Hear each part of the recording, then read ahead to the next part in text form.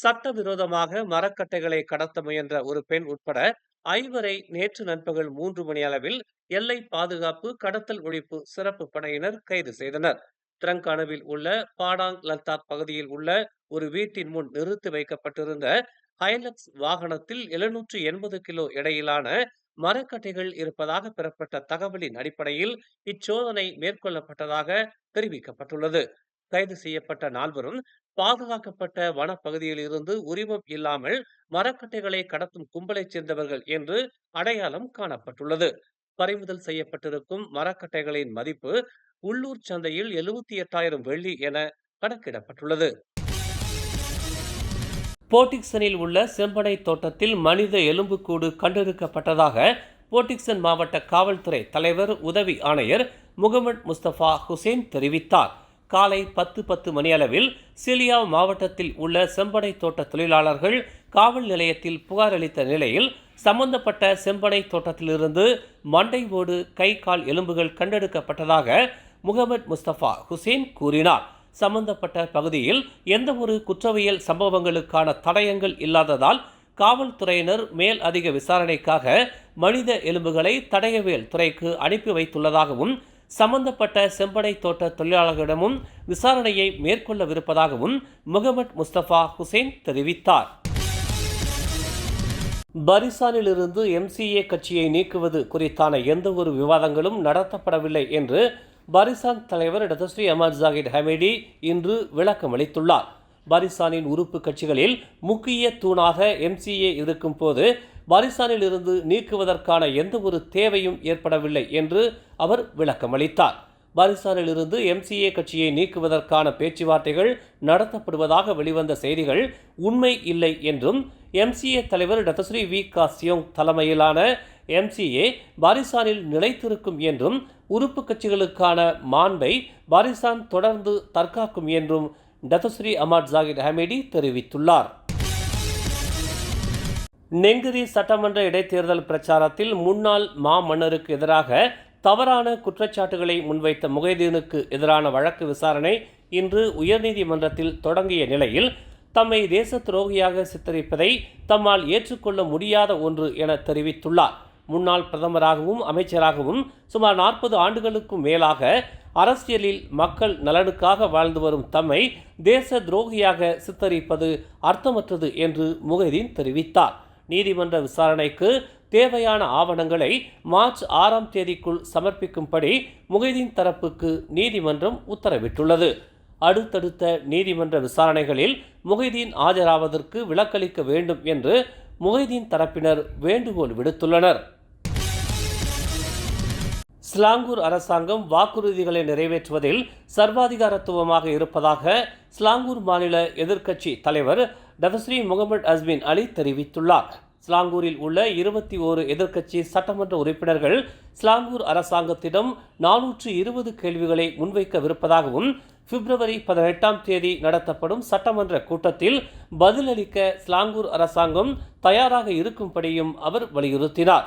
ஸ்லாங்கூர் அரசாங்கம் வாக்குறுதிகளை நிறைவேற்றும் போது பெரிக்காத்தான் சட்டமன்ற உறுப்பினர்களை மீறியும் அவர்களின் ஒப்புதல் இன்றியும் அவர்களின் பகுதிகளில் செயல் திட்டங்களை அமல்படுத்துவது மட்டுமின்றி குறிப்பிட்ட மக்களை ஸ்லாங்கூர் அரசு புறக்கணிப்பதாகவும் டத்தஸ்ரீ முகமது அஸ்மின் அலி குற்றம் சாட்டினார். மலேசிய லஞ்ச ஊழல் தடுப்பு ஆணையத்தால் மலாக்கா மாநில முதலமைச்சரின் முன்னாள் உதவி செயலாளரான பெண் அதிகாரி கைது செய்யப்பட்டுள்ளார். அரசு நிதியை தனது சொந்த வங்கிக் கணக்குக்கு செலுத்தியது தொடர்பான விசாரணையில் 42 வயதான அந்த பெண் அதிகாரி 5 நாட்கள் விசாரணை காவலில் வைக்கப்பட்டுள்ளார். மாநில அரசின் நோன்பு பெருநாள் உதவி நிதியை மோசடி புரிந்ததாக முதற்கட்ட விசாரணையில் தெரிய வந்துள்ளது. சுமார் 30 அதிகாரிகளுக்கு வழங்கப்படவிருந்த உதவி நிதி தொடர்பான வழக்கு என்பதால் சம்பந்தப்பட்டுள்ள 30 அரசு அதிகாரிகளிடமும் விசாரணை நடத்தும்படி இன்று மஜிஸ்ட்ரேட் நீதிமன்றம் லஞ்ச ஊழல் தடுப்பு ஆணையத்திற்கு உத்தரவிட்டுள்ளது. பள்ளி மாணவர்கள் அதிக மாணவர்கள் மின் சிகரெட்டுகள் பயன்படுத்துவதாக கல்வி அமைச்சு தெரிவித்துள்ளது. கல்வி அமைச்சின் ஒழுங்கு கட்டுப்பாட்டு ஆணையம் நடத்திய ஆய்வில் சுமார் 20,000 பள்ளி மாணவர்கள் வேப் பயன்படுத்துவதாக தெரிய வந்துள்ளது. கடந்த 2024ஆம் ஆண்டில் பதிவு செய்யப்பட்ட குற்றங்களின் எண்ணிக்கை 19,450 என கணக்கெடுக்கப்பட்டுள்ளதாக கல்வித்துறை துணை அமைச்சர் ஓங்கா ஓ தெரிவித்தார்.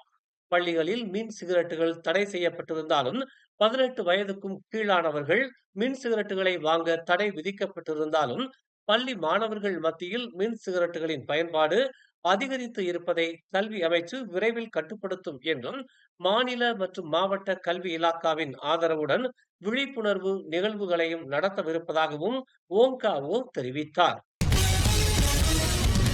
ஜனவரி 28ஆம் தேதி முதல் பிப்ரவரி 2ஆம் தேதி வரையிலான காலகட்டத்தில் மேற்கொள்ளப்பட்ட ஓப் செலாமாட் நடவடிக்கையில் பதிவான விபத்துகளின் எண்ணிக்கை கடந்த ஆண்டு 104ஆக இருந்த நிலையில் இந்த எண்ணிக்கை இவ்வாண்டு 64ஆக குறைந்துள்ளதாக காவல்துறை தலைவர் தான்ஸ்ரீ ரசாருடின் ஹுசேன் தெரிவித்துள்ளார். சீன புத்தாண்டுடன் இணைந்து நடைபெற்ற ஓப் செலாமாட் 23 பாராட்டு விழாவில் தனது உரையில் அவர் இதனை தெரிவித்தார். விபத்துகளில் சிக்கிய வாகனங்களின் எண்ணிக்கையும் கடந்த ஆண்டு 12,414ஆக இருந்த நிலையில் இவ்வாண்டு 10,715ஆக குறைந்துள்ளதாக அவர் கூறினார். தனித்தனியாக மேற்கொள்ளப்பட்ட ஓப் செலாமாட் 23 நடவடிக்கையில் 1,26,286 சம்மன்கள் வழங்கப்பட்டதாக ரசாருடீன் தெரிவித்தார். இது கடந்த ஆண்டு 1,83,033ஆக இருந்தது என்று அவர் குறிப்பிட்டார். தைப்பூசத்தை முன்னிட்டு கிள்ளான் பள்ளத்தாக்கில் உள்ள KTM பயணிகளுக்கு பிப்ரவரி 10 மற்றும் 11 ஆகிய தேதிகளில் இலவச ரயில் சேவையை போக்குவரத்து அமைச்சு அறிவித்துள்ளது. கடந்த ஆண்டை விட 10 விழுக்காடு அதிகமாக சுமார் 5 லட்சம் பயணிகள் இந்த சேவையை பயன்படுத்துவார்கள் என்று போக்குவரத்து துறை அமைச்சர் அந்தோனி லோக் தெரிவித்தார். அதோடு பிப்ரவரி 9ஆம் தேதி முதல் 12ஆம் தேதி வரை 4 நாட்களுக்கு கூடுதல் KTM கம்யூட்டர் சேவைகள் 24 மணி நேரமும் இயங்கும் என்று அவர் கூறினார். மேலும் பிப்ரவரி 10 மற்றும் 11 ஆகிய தேதிகளில் பசாசினி மையம், கொம்பாக் LRT மற்றும் கம்போங் பாரு MRT ஆகிய இடங்களில் இருந்து 10 மலைக்கு 10 நிமிட இடைவெளியில் இலவச பேருந்து சேவையும் வழங்கப்படுவதாக அந்தோனி லோக் கூறினார். மேலும் பினாங்கிலும் பிப்ரவரி 10ஆம் தேதி முதல் 11ஆம் தேதி வரை 24 மணி நேரத்திற்கு இலவச பேருந்து சேவை வழங்கப்படும் என்றும் அவர் தெரிவித்தார். இந்த சேவை பிப்ரவரி 12ஆம் தேதி அதிகாலை 2:30 மணி வரை நீட்டிக்கப்படும் என்றும் அவர் கூறினார். ஜொகூரில் பஸ்.மை ஜொகூர் பாரு மற்றும் ஸ்ரம்பான் மற்றும் ஈப்போவை சுற்றி அருகில் உள்ள கோயில்களுக்கு பக்தர்களை அழைத்துச் செல்ல கூடுதல் இலவச பயணங்கள் வழங்கப்படும் என்றும் அவர் தெரிவித்தார்.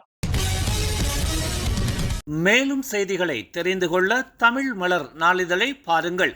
உடனுக்குடன் செய்திகளை தெரிந்து கொள்ள தமிழ் மலர் இணையதளம், தமிழ் மலர் செயலி மற்றும் மலர் டிவி யூடியூப் சேனலை வலம் வாருங்கள். எங்களோடு இணைந்திருக்க மலர் டிவியை பதிவு செய்து கொள்ளுங்கள்.